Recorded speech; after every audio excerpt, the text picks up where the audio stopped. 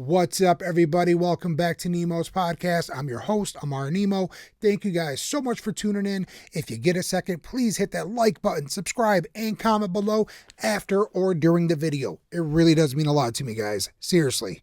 Okay, guys, I just got back from watching Ready or Not. Here I come to. Now, did I like this movie? Did I not like this movie? Let's find out. Happened to you? In-laws. Think of this as double or nothing.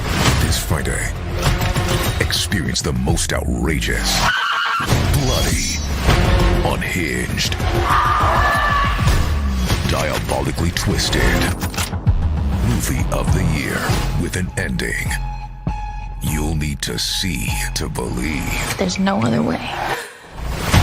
Ready or Not 2, here I come. If you saw the first film, Ready or Not, you basically seen this movie. The sequel picks up right where things left off, throwing Samara Weaver's character back into the chaos, except this time, she's somehow still not free, even after wiping out the whole entire family in the first film. I mean, I don't get it. Like, she won, okay? And now she's back in it, okay?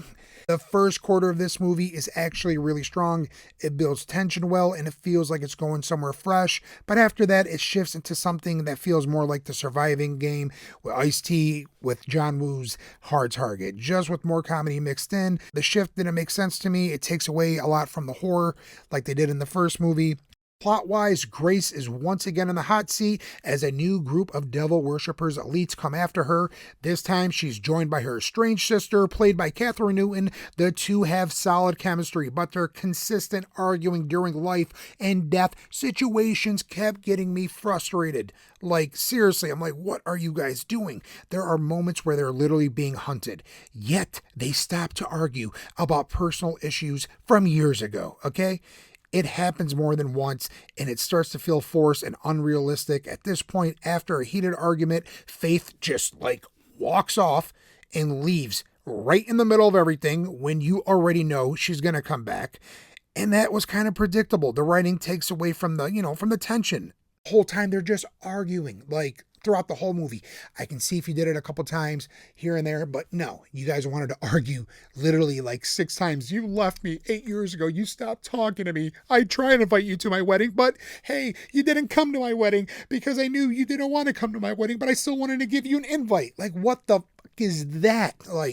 You're about to die. There's killers coming after you. Not just some regular killers, satanic, crazy devil worshippers, psychos. What are you doing? Take that shit, put that shit to the side. That's what I'm trying to say, all right? That said, the cast does a great job overall. Elijah Wood stands out and delivers a strong performance. Yeah, he's not the good son anymore. Remember the good son of Macaulay Culkin and Elijah Wood back in the day in the early 90s? I remember when my dad rented that movie. He was like, hey, son, I got you the new Macaulay Culkin movie. Bring your brothers Rami and Sammy and let's watch this movie. We thought it was going to be like a new Home Alone movie, right? Nah. Macaulay was a psycho, all right? And Elijah was, the good son, just like the title, but not in this movie. He's a fucking Satanist, right? Straight up devil worshiper, man. He's had enough of this terrible life. What? Say goodbye. No!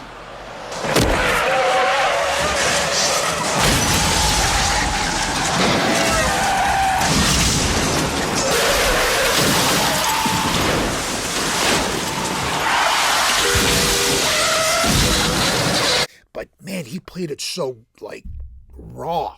He was straight serious. To me, he was probably one of the best characters in the movie, even though I don't like, the whole satanic shit that's going on. There's so much going on in the world with this kind of stuff. You know what I mean? So that means, yeah, Elijah did his job. He made us believe that he was a devil worshiper. Okay. Sarah Michelle Gellar is also a great addition. She's talented as ever and brings a strong presence to the film. And man, Sarah Michelle Gellar, she's aging beautiful, okay? Sarah's not old by any means, but I am so happy she's not one of these Hollywood people, that does all the Botox and the fillings and the fillers, with the chin and the cheeks and the lips and all that. No, she's aging gracefully. Always be you, be different. Don't be insecure. Everyone looks different in this world, all right? I'm just saying. Hey, I'm a plus size actor. I don't give a shit. Yeah, I'm going to get back in shape, and I have to do that obviously for health reasons, not just for roles, but I'm not insecure. My confidence is up to here, all right? There's a lot of people with their confidence. I don't know sometimes. I don't get it. They think getting all that work done means they're going to feel better. I don't know. Do you, but just be careful, all right? That's all I'm saying. Sean Hoisty is another highlight. He has that cold, dead-eye intensity that makes his characters feel genuinely dangerous, like someone who could snap at any moment. If you've seen Alpha Dog or Animal Kingdom or The Pit, you know exactly what I'm talking about. One thing that didn't really sit right with me was how much the movie leans into the demonic and devil worship elements. I get that the story is technically against it, but there's too much of that stuff. You know what I mean? Like, it feels unnecessary at times. And honestly, I don't like how movies keep putting that shit in. I mean, the imagery's out there enough. Like, seriously, I mean, these days, all these Satanist worshipers and all this other crap that's going on right now, man, we don't need that. Like, again, I know that the movie is technically against it, but there's people out there, they look at movies and they think it's true. They're like, oh my gosh, we can worship the devil? Like, what the, like, no, dude, stuck for the law. That's what I kept saying in the theater, straight up. Like, oh man, it gave me that icky feeling. You know what I mean? The EBGBs, whatever you call it. The film leans heavily into the creative team behind the original Ready or Not, as well as Scream 5 and 6. You can feel their style throughout the fast-paced and the self-aware and the mix of horror they brought to this movie, and the humor, of course. But this time, the comedy was just a little bit too much. It undercuts the stakes. Overall, it's still entertaining and worth a watch, but it doesn't hit hard as the first film.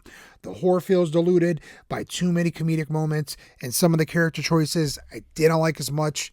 But hey, it is what it is. You guys still should go check this film out, all right? Okay, guys, I'm going to rate this movie. I'm going to rate this movie as a 6.3 out of 10. Again, like I say, this is my opinion. If you guys want to talk about it, let's talk about it. Comment below, all right? I appreciate you guys so much. Have a great week. Peace.